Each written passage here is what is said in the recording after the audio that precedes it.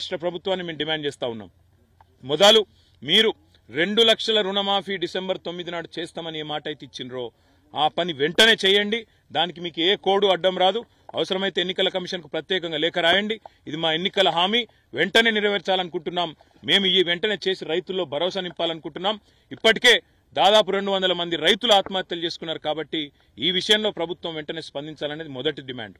రెండవది, ఖచ్చితంగా ఈ ప్రభుత్వం చేయవలసింది, మీరిచ్చిన మాట ప్రకారం రైతు భరోసా ఏదైతే 15,000 రూపాయలని మీరు చెప్పినరో, కేసీఆర్ 10,000 ఇస్తుండు, నేను 15,000 ఇస్తా అన్నావు. ఆ 15,000 కూడా ఇచ్చి మీరు మాట నిలబెట్టుకోవాలనేది రెండో డిమాండ్. మూడవది ముఖ్యమైనది, కౌలు రైతులకు రైతు కూలీలకు పైసలు ఇస్తా అన్నావు, వెంటనే ఇవ్వాలని చెప్పి కూడా మేము డిమాండ్ చేస్తా ఉన్నాం. నాలుగవది, రైతులకు ఎక్కడెక్కడైతే ఈరోజు పంట నష్టం జరిగిందో, మీ నిర్లక్ష్యం వల్ల పంట నష్టం జరిగిందో, మీరు నీళ్లు ఇవ్వకపోవడం వల్ల పంట నష్టం జరిగిందో, మీరు చెరువులు నింపకపోవడం వల్ల, మీరు వాగుల్లో నీళ్లు పంపు చేయకపోవడం వల్ల నష్టం జరిగిందో, ఆ రైతులకు గతంలో కేసీఆర్ గారు ఉన్నప్పుడు ఎకరానికి 10,000 రూపాయలు ఇస్తూ ఒక గవర్నమెంట్ ఆర్డర్ తెచ్చిండు. అదన్నా నిలబెట్టు, లేదా నీకు మాకంటే ఎక్కువ ప్రేమ ఉంటే 10,000 కాదు 25,000 రూపాయలు ఎకరానికి నష్టపరిహారం ఇవ్వాలని చెప్పి కూడా నేను డిమాండ్ చేస్తున్నా. ఇక నష్టపోయిన పంట ఎట్లాగూ పోయింది, మరి మిగిలిన పంటనన్నా ఇప్పుడు కోతలు కోసే టైం వచ్చింది.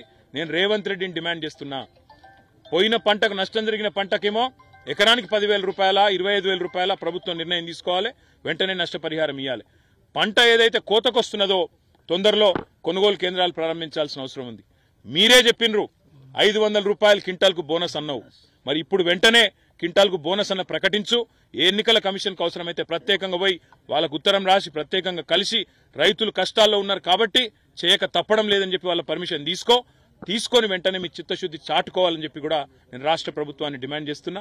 ఈ 6 డిమాండ్లు కూడా రాష్ట్ర ప్రభుత్వం వెంటనే మరి తక్షణమే దీని విషయంలో స్పందించాలి, ముందుకు రావాలి.